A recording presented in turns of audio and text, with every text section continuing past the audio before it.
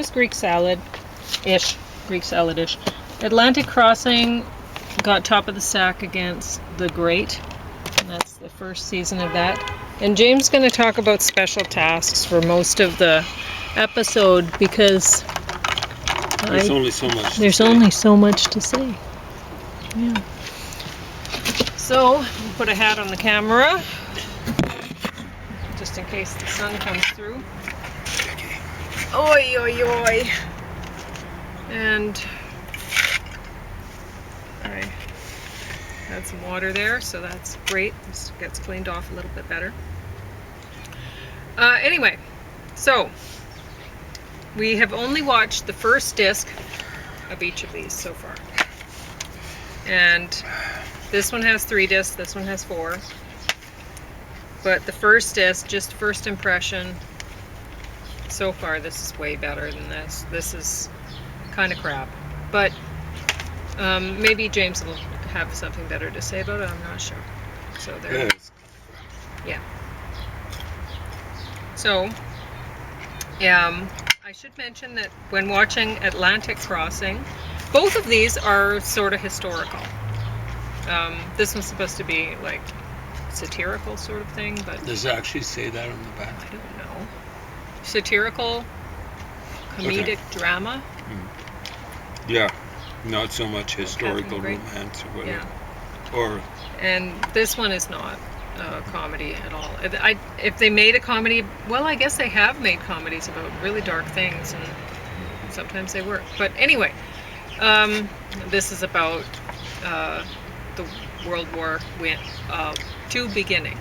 So, and really about focusing in on Norway and the Norwegian princess, and the relationship between her and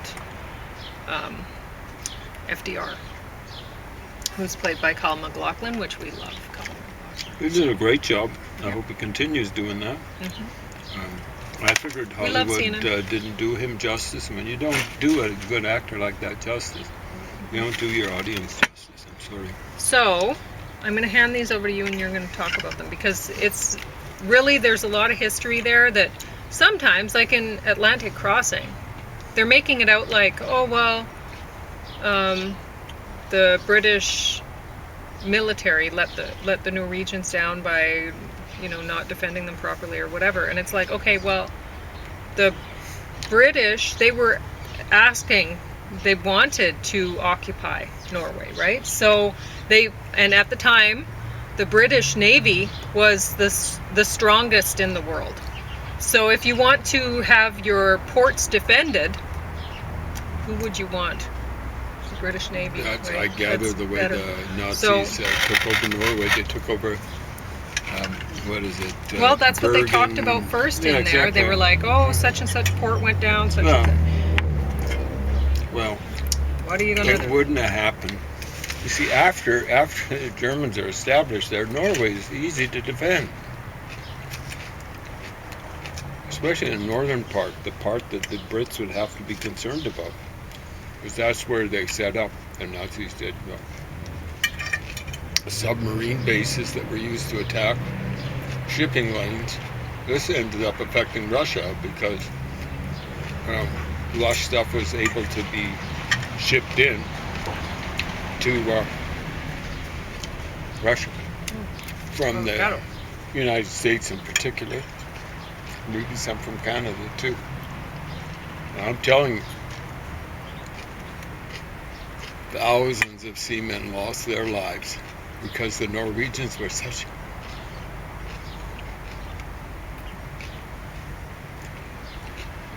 going to say a particular type of ants.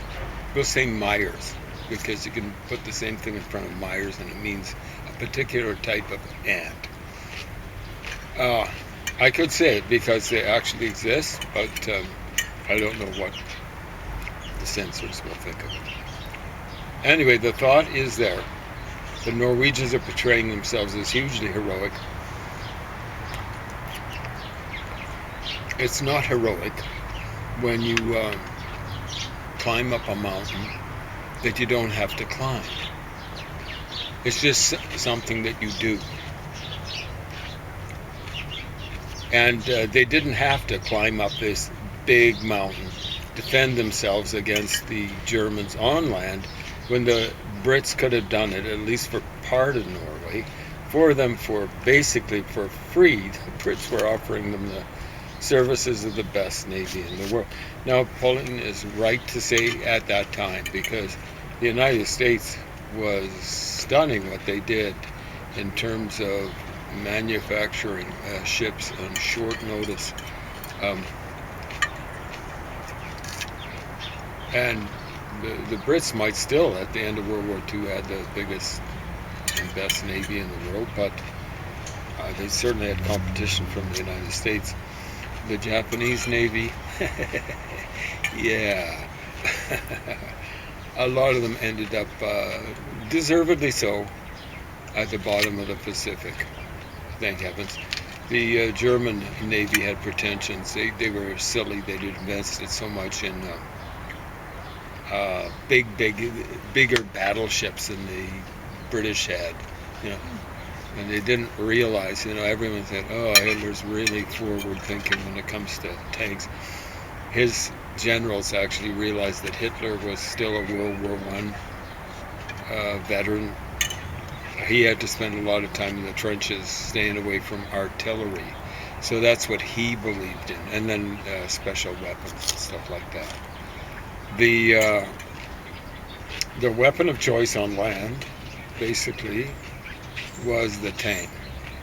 A tank made huge differences, but you had to have generals, and the Germans were lucky enough to have generals who actually believed in using tank warfare. It wasn't just Erwin Rommel. There were others that were stunningly good at it. So Erwin Rommel was a desert fox, made his name and fame in North Africa. But apparently he'd been very successful in the first push by the Germans through neutral country.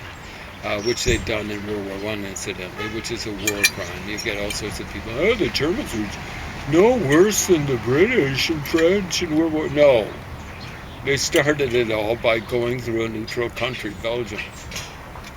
World War II, they went through, I think the Dutch were neutral, too. Went through both of those places. Either way, it was a war crime, because I think they went through without announcing their intentions. And they weren't attacked. Like when you attack someone, even if you announce your attack, I'm attacking you.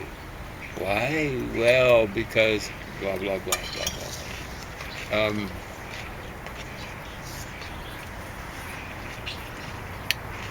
So the Norwegians are playing themselves up to be big heroes and stuff like that. They're big heroes by comparison with the Swedes.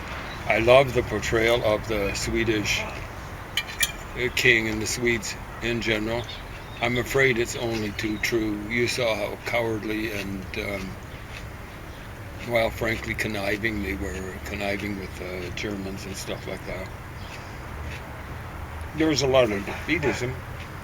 Joseph Kennedy, who actually had served in the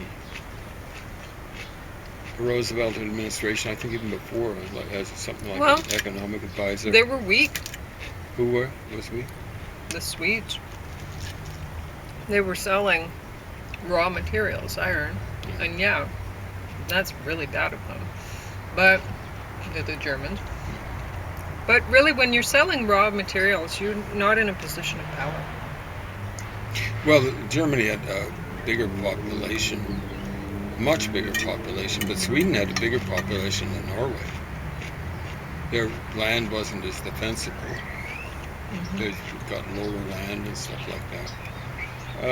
It would be relatively defensible, more defensible, for example, than Denmark, which is basically a peninsula that's easily attacked, and a bunch of islands, much more fairly difficult to attack. Both Denmark and Norway tried to stand up to Hitler. Norway had more success because their land's more defensible. The Swedes were by far the most powerful in terms of population. And of those three Scandinavian states. And frankly, they had their own armaments industry. It's called Bofors. I think it existed then. Well, it's good to put it in perspective that way. Exactly right. So they could have stood up collectively with the Brits to keep the Germans out of Scandinavia. Would have they been able to? Well, it would have been much more difficult for Germany. It should have been a coordinated effort along with France. By, like France fell very, very fast. Of course, they'd set up a defensive bulwark called the Maginot Line, and they'd forgotten to, despite what Germany had done in World War I, they'd forgotten to put a defensive line across the border of Belgium. Mm-hmm. So, of course, the Germans just basically did a flanking movement through Belgium, and the Maginot Line was useless. But if they'd actually set up a Maginot Line along the border of Belgium, and if the Scandinavians had stood with the democracies against the Germans, Norway wouldn't have had to go through that sort of stuff. Denmark wouldn't have had to go through being occupied, and Sweden wouldn't have to go through the shame of supplying and supporting the German war effort. When you supply and support the German war effort, you are extending the war longer than it has to. And killing lots of Jews. So I don't want to hear Swedish... Many other people, many other soldiers. Gypsies and soldiers. Mm-hmm. Anyone who was killed along that the coastline of Norway, pretty well, like innocent merchant seamen or even soldiers, they didn't ask for it. They didn't ask for that war. And their leaders didn't ask for it either. The leaders gave the Germans plenty of opportunity to stand down, and the Germans just behaved like pigs at a party. You gave them something to eat and they wanted more. And unfortunately, when they're eating, they're killing people. Thousands and thousands and thousands. So the Swedes, just absolutely shameful, their role in the Holocaust. And I want to mention that the Swedes have been very vile when it comes to dealing with the state of Israel. I don't want to hear another Swede criticize Israel. Not one. You useless slimes. Your ancestors collaborated in the final solution. Thank heavens it wasn't final. So you guys shut your traps. So there was one point where the princess, and I don't know if this is poor research on the part of PBS, because it may be that the princess actually, what would she know about war and stuff like that? So they have her saying, no neutral country has ever been invaded in history. So, but that wasn't true. Well, World War I, Belgium was. So, I gather it was neutral. That was the whole idea. The Brits basically stayed out of European politics. They didn't have an empire in Europe. Basically, they had a little mountain of land called Gibraltar, and that's about it. But the whole thing with the Brits' policy was it didn't matter if they were dealing with the Prussians or the Germans or the French or the Dutch, frankly.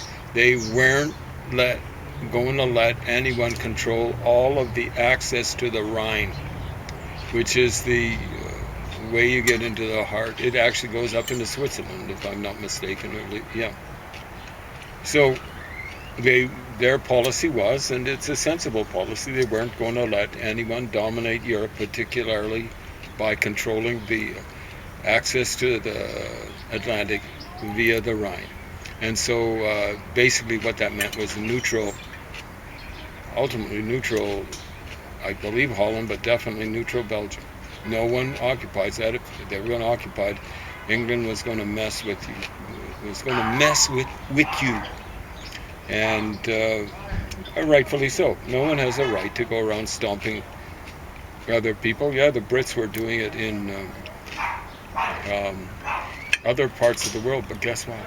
Everyone was doing it that could do it, and the Brits did it so much more gently and in enlightened fashion. I know that's unfashionable to say, but check the history books and then check your attitude at the door, because I want you to look at things objectively. The Brits helped shut down, at least technically, the slave trade, women slavery around the world, even though they were supporting slave states in the southeast during the Civil War and stuff like that. They basically were responsible for shutting it down.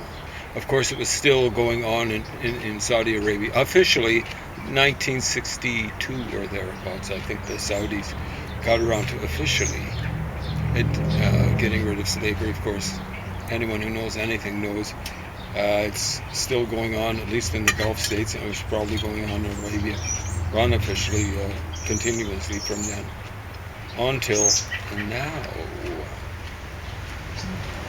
So yeah, Muslim Islam is supposed to be so tolerant. Big trouble is it's so tolerant of slavery. Yeah, okay. We can't tolerate slavery, and we can't tolerate slavery. Islam tolerates slavery. You can't tolerate Islam's toleration of slavery.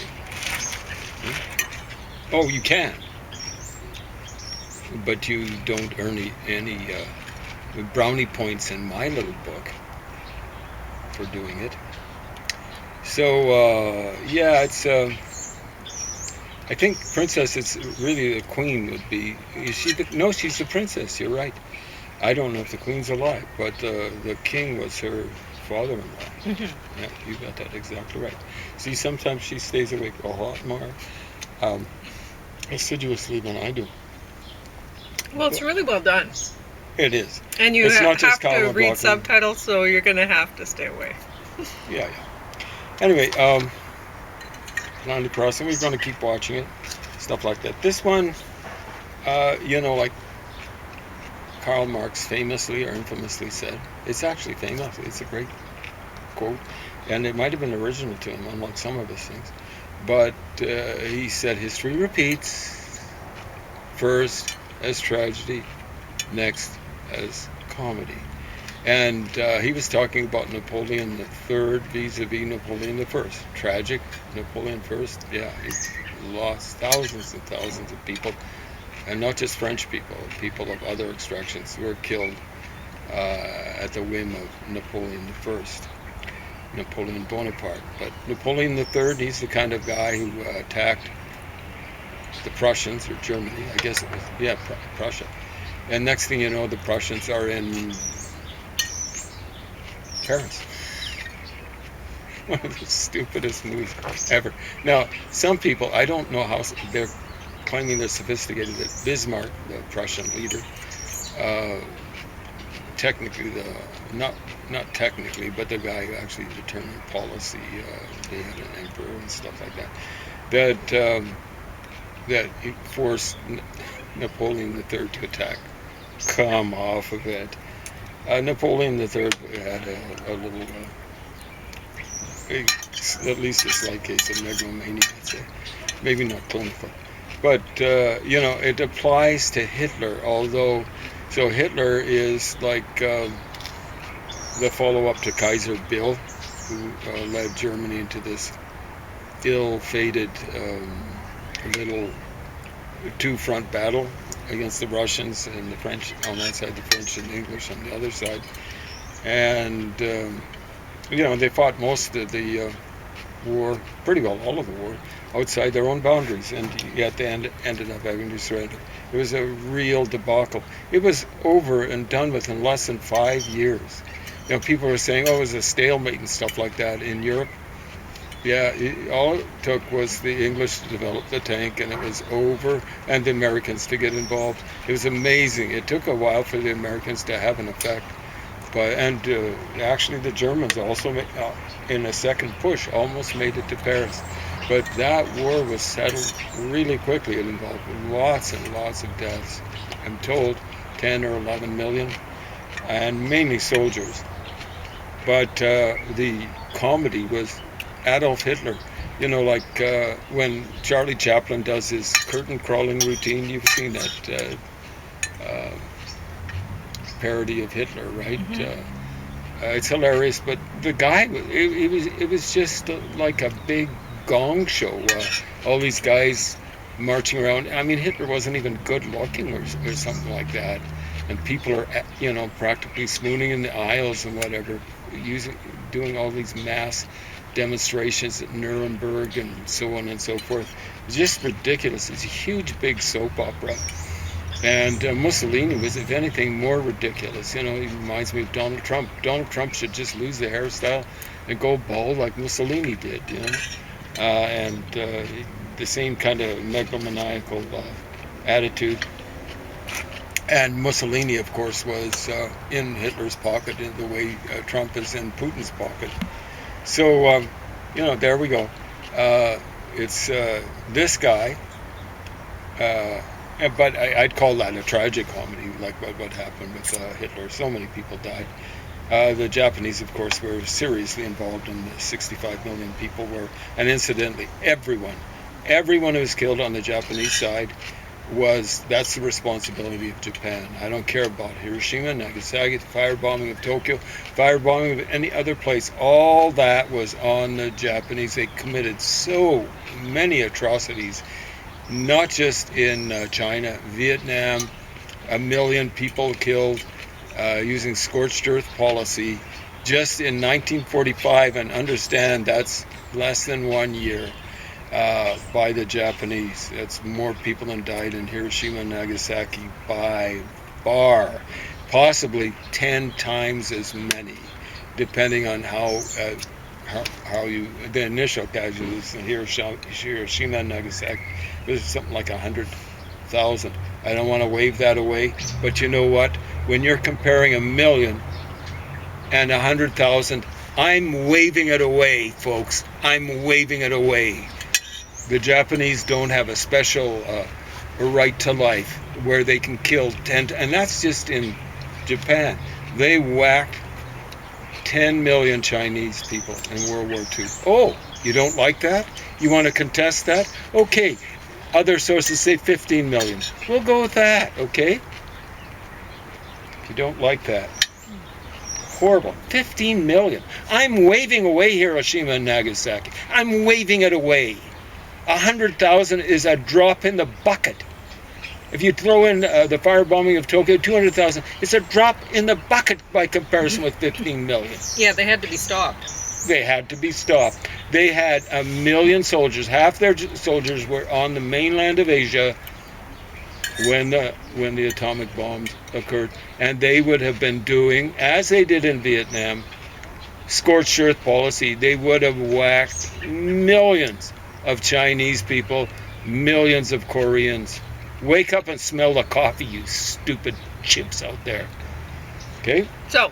And that includes Obama, who apologized just at the end of his reign to the Japanese. Wow. All that stuff is on them. But here, this is comedy too. Because this is the son of Peter the Great.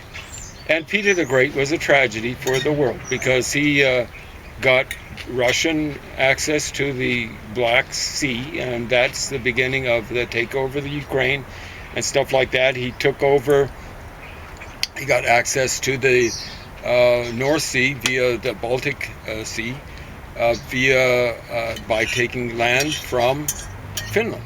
And what was that? What did he build on land? Well, he built something that was kind of named after him, St. Petersburg. That's on Finnish territory, and it should be returned to the Finns. Okay, so but here I call him Peter the Lesser or Peter the Tiny or something like that. He's just I don't know how much of it they're making up, but he's just, unfortunately, they have him like shooting a courtier at a party, in the leg. I guess he didn't kill him. Stuff like that. I don't know if that's real or not, but it looks as though he's just a real card. And bad news for Russia. So he actually talks about it, and it might be based on reality. He said, well, I fought the Swedes just like my dad did. His dad fought the Swedes using traditional Russian policy. They had a huge, big empire, and all they'd do is play scorched earth retreat. That's what Peter the Great did against the Swedes. What does this guy do? He attacks the Swedes. And then he says, well, all of a sudden they're in Russian territory. So that's very much like Napoleon III. Mm-hmm. Yeah, stupid chimp. No brains on him.